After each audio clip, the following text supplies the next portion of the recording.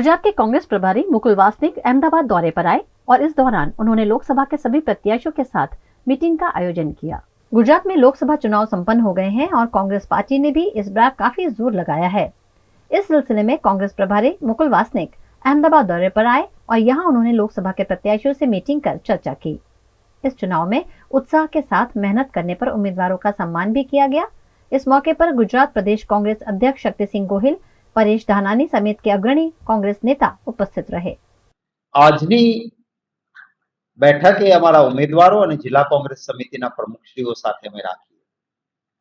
ખાસ કરીને 4 જૂને મતગણતરી છે, તો મતગણતરી વખતે નિયમોની જોગવાઈઓ, રેપ્રેઝન્ટેશન ઓફ પીપલ્સ એક્ટની કઈ જોગવાઈ પ્રમાણે શું કરવું જોઈએ, ચૂંટણી કમિશને મતગણતરી માટે કેટલીક બાબતો દર્શાવતી બુકલેટ બનાવી છે જેમાં સંપૂર્ણ માર્ગદર્શન મળી જાય। તો એ બુકલેટની કોપી અમારા તમામ ઉમેદવારો અને તમામ જિલ્લા કોંગ્રેસ સમિતિના પ્રમુખોને અમે આપી છે। એક એક શબ્દાનો વાંચી લેજો। કેટલાક મુદ્દાઓ જરૂરી છે એનું વિસ્તૃત રીતે અમારા આગેવાનો તરફથી કહેવામાં પણ આવ્યું છે। છેલ્લે એક સુપ્રીમ કોર્ટનું જજમેન્ટ જેના કારણે થોડા ફેરફારો પણ ચૂંટણી કમિશને કરવા પડ્યા, એ અંગેની માહિતી અમારા સાથી મનીષભાઈ દોશીએ પણ ઉમેદવારો સાથે શેર કરી અને એની વાત કરી હતી। એટલે મતદાન થઈ ગયું પછી મતગણતરી છે, તો એ વચ્ચેના પીરિયડની તકેદારી અને મતગણતરીના દિવસની તકેદારી માટે ખાસ કરીને આજે ચર્ચાઓ કરી હતી। મને પૂરો વિશ્વાસ છે કે જે રીતે ગુજરાતમાં કોંગ્રેસ પક્ષ માટે પ્રેમ, આશીર્વાદ, સમર્થન જે હતું એના કારણે ભલે હું સ્વીકારું છું 2014 અને 2019માં અમે ઝીરોમાં રહ્યા હતા, અમારું ખાતું નહોતું ખુલ્યું, પરંતુ આ વખતના પરિણામોમાં ચોક્કસ ઉત્સાહવર્ધક પરિણામો कांग्रेस पक्ष माटे रहेशे।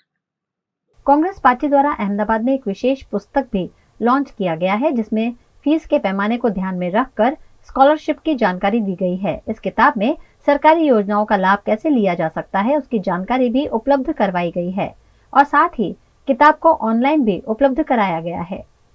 10 અને 12 પછી કારકિર્દી ઘડતર માટે અનેક પ્રકારના પ્રશ્નો, જેમ અનેક તકો છે તેમ અનેક પ્રકારની વિટંબણા પણ બાળકોના મનમાં હોય છે। ખાસ કરીને વાલીઓ માટે ચિંતા, પહેલાં 10મા 12માની પરીક્ષાની ચિંતા, પરીક્ષામાં સારા માર્ક આવ્યા તો ક્યાં પ્રવેશ મળશે, પરિણામ આવ્યું છે એ અપેક્ષિત પ્રમાણે છે નથી અપેક્ષિત પ્રમાણે, વાલીઓની દોડાદોડી, પ્રવેશની અનેક પ્રકારની જે વિટંબણા થાય કે ક્યાં પ્રવેશ લેવાથી મારું ઉજ્જવળ ભવિષ્ય બનશે, કઈ વિદ્યા શાખામાં લેશું પ્રવેશ તો પછીના આગામી સમયની અંદર ભવિષ્ય ઉજ્જવળ બને।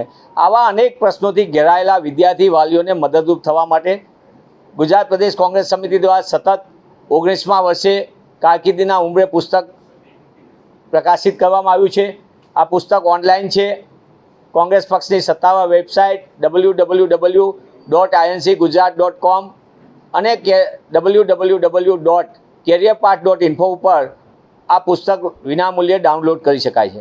આ પુસ્તકની ખાસ વિશેષતા એ છે કે જેમ ગુજરાતી માધ્યમના બાળકોની સાથે સાથે અંગ્રેજી માધ્યમના બાળકોની સંખ્યા પણ સતત ઉમેરો થતો જાય, ત્યારે અંગ્રેજી માધ્યમ અને ગુજરાતી માધ્યમના બંને માધ્યમના બાળકોને આર્ટ્સ, કોમર્સ, સાયન્સ હોય અને વિશેષ પ્રકારના અભ્યાસક્રમો માટેની તમામ માહિતી આ પુસ્તકમાં સમાવેશ કરવાનો પ્રયત્ન કરવામાં આવ્યો છે।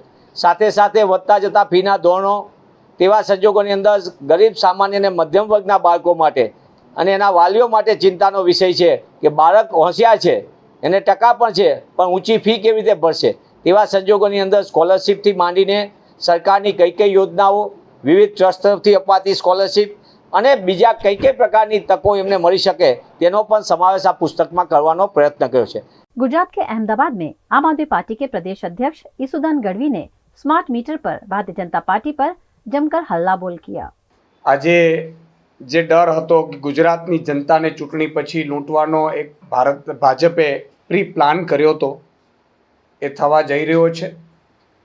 બીજા રાજ્યોમાં એટલે કે દિલ્હીમાં જો 200 યુનિટ વીજળી ફ્રી મળતી હોય, પંજાબમાં 2 મહિનાની 600 યુનિટ વીજળી ફ્રી મળતી હોય, એટલે કે મહિનાની 300 યુનિટ વીજળી ફ્રી મળતી હોય અને વીજળી આપી શકાય છે, ફ્રી, ત્યારે ગુજરાતમાં છેલ્લા 29 વર્ષથી જે પ્રજા ભાજપને 156 સુધી સીટો આપી છે, એ ભાજપે સિસ્ટેમેટિકલી સ્માર્ટ મીટરના નામે ગુજરાતના હવે એ શહેરી નાગરિકોને પણ લૂંટવાની પ્રી પ્લાન આખું ઘડી કાઢ્યું છે.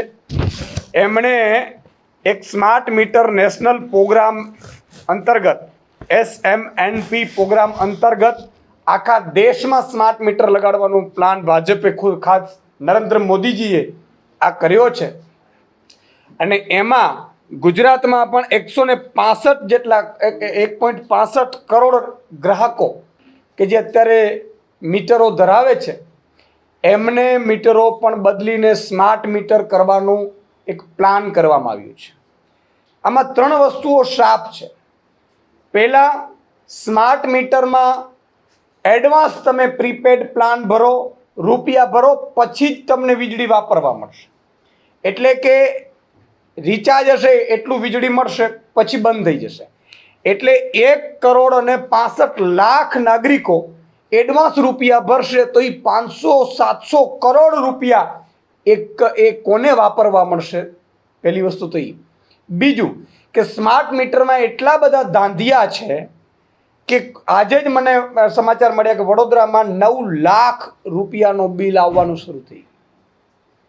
સ્માર્ટ મીટર એક લૂંટ મીટર છે. ગુજરાતમાં સ્માર્ટ મીટરના નામે ભાજપે આખું પ્લાનિંગ કર્યું છે કે કઈ રીતે અબજો ખરબો રૂપિયા નાગરિકોના ખિસ્સામાંથી સેરવી લેવામાં આવે. 2022માં આમ આદમી પાર્ટીએ 300 યુનિટ વીજળી ફ્રી આપવાની જાહેરાત કરી હતી. આ જ ભાજપવાળા એને રેવડી કહેતા હતા કે અમારે રેવડી નથી જોતી, અમને મફતનું ન જોઈએ, અમે વીજળી અમારી રીતે કરી લેશું. પછી આશ્ચર્ય થશે, ડિસેમ્બર 2022માં ચૂંટણી પૂરી થઈ, ભાજપ સરકાર 156 જીતી અને જાન્યુઆરીમાં વીજળીના ભાવો છે એ ભાજપે વધારી દીધા. અને એટલા વધાર્યા કે વર્ષે 7,000 કરોડ રૂપિયા વધારાના એ શેરવી લીધા. गुजरात के कड़ी में बीजेपी विधायक करशन सोलंकी द्वारा शराब बेचे जाने मामले भी ईसुदान गढ़वी ने अपनी प्रतिक्रिया दी है. वहीं संबित पात्रा द्वारा भगवान जगन्नाथ को नरेंद्र मोदी का भक्त बताने पर भी ईसुदान गढ़वी ने भाजपा को आड़े हाथों लिया. તમે આશ્ચર્ય થાય, આ ભાજપના નેતાઓ નરેન્દ્ર મોદીની ભક્તિમાં કેટલા લીન થઈ ચૂક્યા છે કે જગન્નાથ ભગવાન પણ નરેન્દ્ર મોદીના ભક્ત છે. આવું કહી અને આખા સનાતન ધર્મનું, આખા હિન્દુ ધર્મનું, ભગવાન જગન્નાથનું ભાજપે અપમાન કર્યું છે. અને આ જ ભાજપના નેતાઓ, વિશ્વ હિન્દુ પરિષદના નેતાઓ, બજરંગ દળના નેતાઓને પણ મારે કહેવું છે કે તમારે પણ આ ભાજપના નેતાઓ પાસે ખુલાસા માંગવા જોઈએ. આપણે આપણા ભગવાનનું અપમાન કર્યું છે. તમે જુઓ, ભાજપના ધારાસભ્યો, ચાલુ ધારાસભ્યો એવું કહે છે ખુલ્લેઆમ દારૂ વેચાય છે. ગુજરાતમાં બેફામપણે દારૂ કાંડ થાય છે. 8 થી 10,000 કરોડ રૂપિયો ભાજપના નેતાઓ અને ઉચ્ચ અધિકારીઓ દારૂ મામલે વર્ષે કમાતા હોય એવી આશંકા છે. બેફામપણે દારૂ વેચાય છે, છતાં એમણે ધારાસભ્યોએ કીધું, છતાંય ગૃહમંત્રીએ કોઈ જવાબ આપ્યો નથી. ગૃહમંત્રીએ એની રજૂઆત સાંભળી નથી. ચાલુ ભાજપના ધારાસભ્યને પોલીસ અધિકારી એવું કહે છે કે તમે લેખિતમાં આપો, તો પગાર તો પોલીસ અધિકારી લે છે. અને ધારાસભ્યની જવાબદારી નથી કે દારૂના અડ્ડાઓ શોધીને પોલીસ ખાતાને લઈ જાય. આ તો પોલીસની જવાબદારી છે. એનો અર્થ એ થયો કે મુખ્યમંત્રી જાણે છે, ગૃહમંત્રી જાણે છે કે દારૂના અડ્ડા ચાલે છે, ગાંધીનગરથી માત્ર 30 કિલોમીટરના રેન્જમાં જ ચાલુ છે, એવો પણ એમણે આક્ષેપ કર્યો છે. ત્યારે સ્પષ્ટપણે ગુજરાતની જનતાને કહેવા માંગુ છું કે આ ગૃહમંત્રી, મુખ્યમંત્રી તમને દારૂના अड्डाओं रहवा मजबूर કર્યા છે. આને ઓળખવાની જરૂર છે. लोकसभा चुनाव अपने आखिरी चरण में पहुंच गया है. इसी बीच भाजपा और कांग्रेस के राष्ट्रीय अध्यक्ष को राजनीतिक नेताओं द्वारा की जा रही बयानबाजी पर चुनाव आयोग ने नोटिस भेजा है. चुनाव आयोग ने कांग्रेस अध्यक्ष मल्लिकार्जुन खड़गे और भाजपा अध्यक्ष जेपी नड्डा को नोटिस जारी किया है. आयोग ने दोनों पार्टियों के अध्यक्षों और स्टार प्रचारकों से अपने भाषण को सही करने, सावधानी बरतने और मर्यादा बनाए रखने के लिए कहा. लोकसभा चुनाव में राहुल गांधी समेत कांग्रेस के नेता अपने भाषणों में संविधान बचाने और अग्निवीर स्कीम का बार बार जिक्र कर रहे हैं. वहीं भाजपा के नेता अपनी स्पीच में मुसलमान और धर्म पर जोर दे रहे हैं. आयोग ने दोनों पार्टियों के स्टार प्रचारकों को धार्मिक और सांप्रदायिक बयानबाजी न करने का निर्देश दिया है.